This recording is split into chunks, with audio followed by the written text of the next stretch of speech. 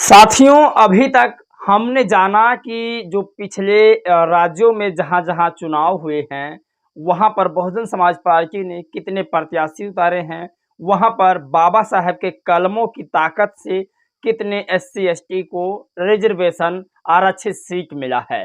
लेकिन अब आज हम बात करेंगे पंजाब और राजस्थान की। पंजाब और राजस्थान में बहुजन समाज पार्टी ने कितने प्रत्याशी उतारे हैं और वहाँ पर कितने प्रत्याशी उतारने के बाद जो बाबा साहब डॉक्टर भीमराव अंबेडकर के कलम के ताकत से जो आरक्षित सीट मिली है, वो कितनी आरक्षित सीट है? क्या राजस्थान में एससी और एसटी के लिए आरक्षित सीटें हैं? क्या पंजाब में एससी और एसटी के लिए आरक्षित सीटें हैं या नहीं है?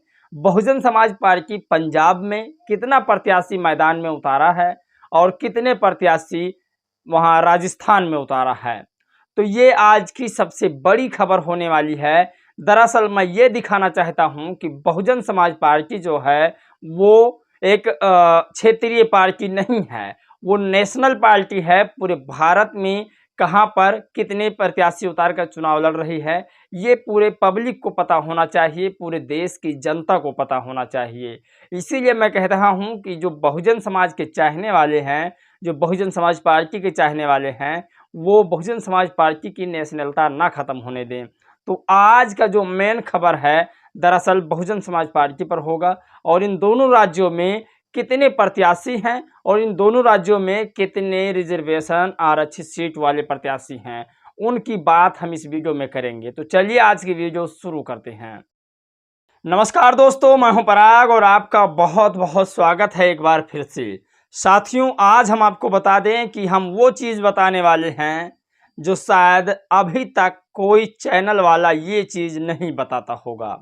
दरअसल बहुजन समाज पार्टी चुनाव तो लड़ रही है, यूपी में 80 लोकसभा सीट पर चुनाव लड़ रही है, हरियाणा में भी चुनाव लड़ रही है और बिहार में चुनाव लड़ रही, मतलब भारत के हर एक राज्य में लगभग चुनाव लड़ रही है।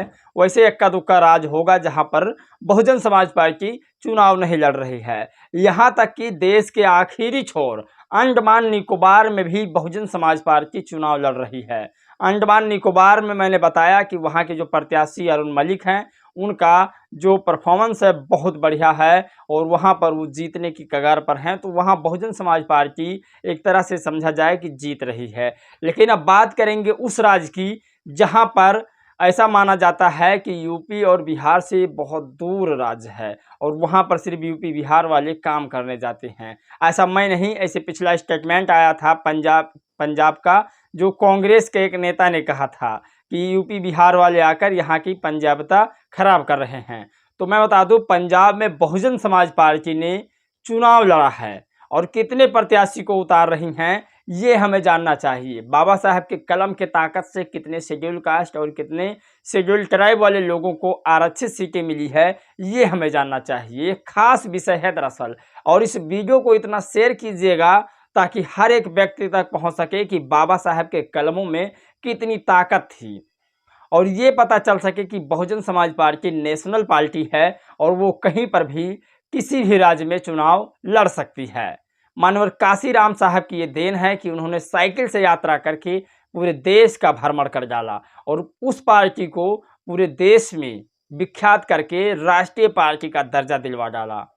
क्या बहुजन समाज पार्टी में जो शेड्यूल कास्ट के लोग हैं या अन्य पार्टियों में जो शेड्यूल कास्ट के लोग हैं, वो बाबा साहब और मानवर काशीराम साहब के विचारधारा पर चलकर बहुजन समाज या किसी अन्य समाज में जो गरीब तबका समाज है उसकी मदद कर सकते हैं?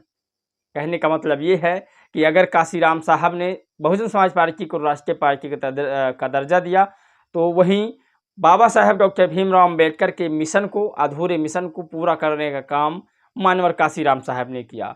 उसका जो अधूरा मिशन था बहन जी पूरा करने लगी। लेकिन जो बाबा साहब के कलमों से आरक्षित सीटें बनी, अन्य पार्टियां अपने दलित प्रत्याशियों को उतार रही हैं, क्या वो काशीराम साहब के मिशन को आगे बढ़ा सकते हैं? सोचना आपको है। चलिए वीडियो में आप बताते हैं कि आखिर कहां-कहां पर बहुजन समाज पार्टी राजस्थान और पंजाब में चुनाव लड़ रही। तो दोस्तों, अगर हम बात करें किसानों का देश पंजाब, तो पंजाब में दोस्तों कुल आरक्षित सीट जो है वो 4 है और इन 4 आरक्षित सीटों के अलावा बहुजन समाज पार्टी ने कितने प्रत्याशी को यहाँ पर उतारा है, ये पॉइंट वाली खबर है, इसे हमें समझना चाहिए। इन 4 सीटों पर बहुजन समाज, जो खासकर दलित समाज है, उसके अलावा जो शेड्यूल ट्राइब है, उसके अलावा कोई यहाँ पर चुनाव नहीं लड़ सकता क्योंकि ये आरक्षित सीट है। लेकिन यहाँ पर कितने बहुजन समाज पार्टी ने अपने प्रत्याशी को उतारा है, तो आपको बता दें यहाँ पर 13 लोगों को बहुजन समाज पार्टी ने उतारा है, यानी 13 लोकसभा में चुनाव लड़ रही हैं।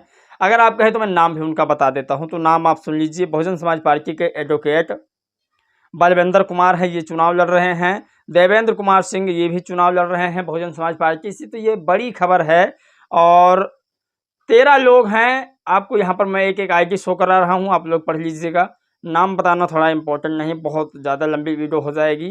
तो ये कुलवंत सिंह हैं, तमाम ऐसे लोग जो है चुनाव लड़ रहे हैं बहुजन समाज पार्टी से। राजकुमार जी हैं बीएसपी से, और रंजीत कुमार जी हैं, और सतनाम सिंह जी हैं, ये बहुजन समाज पार्टी से चुनाव लड़ रहे हैं।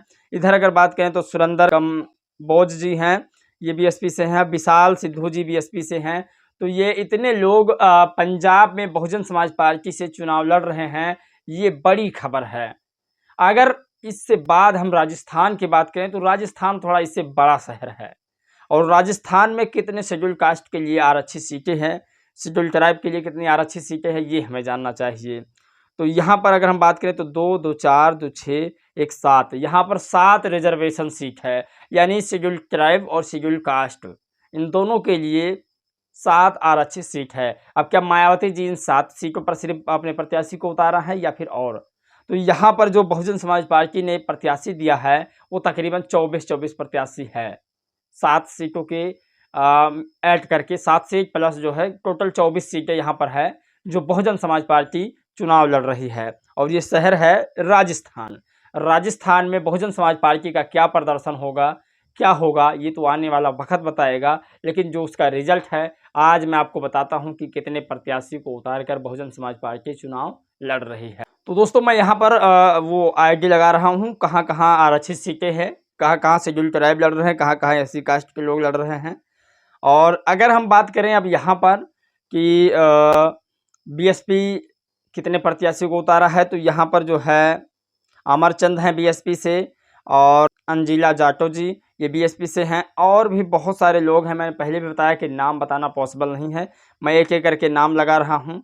और यहाँ पर बहुजन समाज पार्टी का बहुत बढ़िया प्रदर्शन है, तो ये सबसे बड़ी खबर है आज की। और आपको बता दें ये डाटा मैंने निकाला है ऑनलाइन और पता किया कि आखिर बहुजन समाज पार्टी कहाँ कहाँ चुनाव लड़ रही है। आपको अगर जानना है कि बहुजन समाज पार्टी के अलावा और कोई कहाँ चुनाव लड़ रहा है तो ज़रूर हमें कमेंट बॉक्स में बताइएगा।